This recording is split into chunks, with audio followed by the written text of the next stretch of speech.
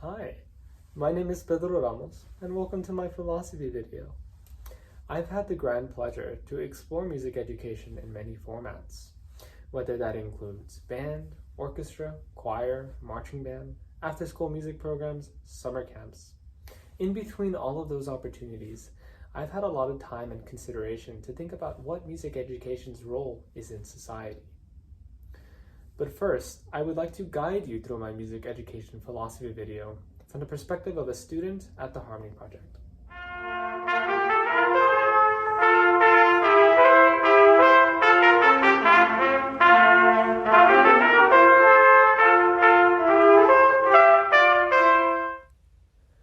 For those who are unaware, the Harmony Project is an after-school music program based in Los Angeles, California.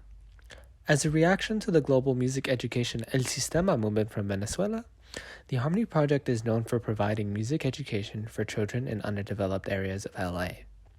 In practice, the Harmony Project is a political effort towards liberation through the lens of music. But how did I come up with this conclusion? Well, ever since I was young, I understood why the Harmony Project student body was majority brown.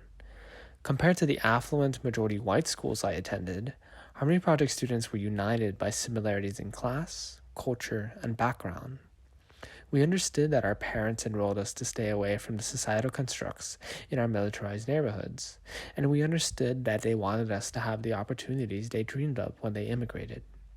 In contrast, music at school did not concern a student's background and thought that an appreciation of music was enough to make better individuals. As I put both the Harmony Project and grade school music education together, I created a vague understanding of the exceptionality in music and encompassing my human experience. However, it was through contrast that I learned that my background was inseparable from my musical identity. But as my background continued to face oppression, I began to ask, did music education actualize my liberation, or did it maintain the status quo?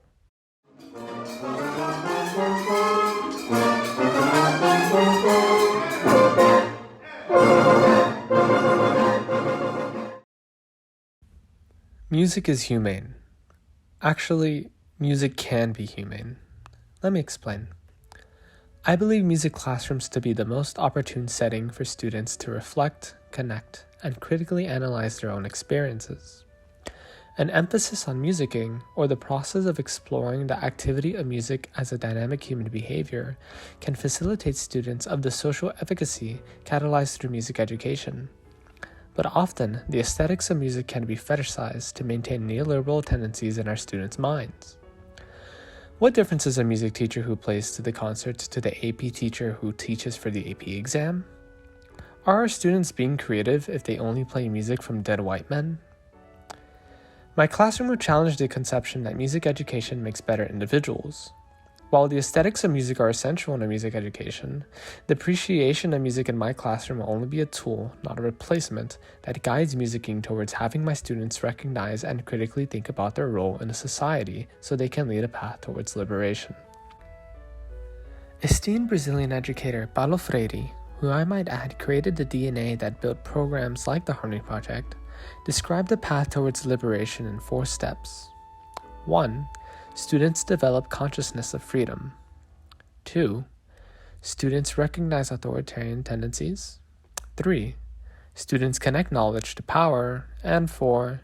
Students gain the ability to take constructive action. My classroom will challenge the power paradigm between student and teacher. I will channel and celebrate my students' funds and knowledge.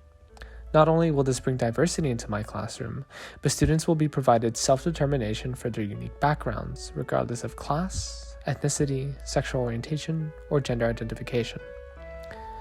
Through culturally responsive pedagogy, my students will learn to gain agency of their backgrounds and synthesize the creative process of creating music and other activities to create a better world materially. Once my students connect their knowledge to power and learn to criticize authoritarian structures, only then can music bring the momentum towards liberation. To make music humane, to make music celebrate joy, love, freedom, candor, we must challenge the conception that these rights are inherent to music making. Instead, we must struggle to understand the meaning of each notion through a reflective and critical lens. Only then can music be human? Thank you for your time and attention. Take care.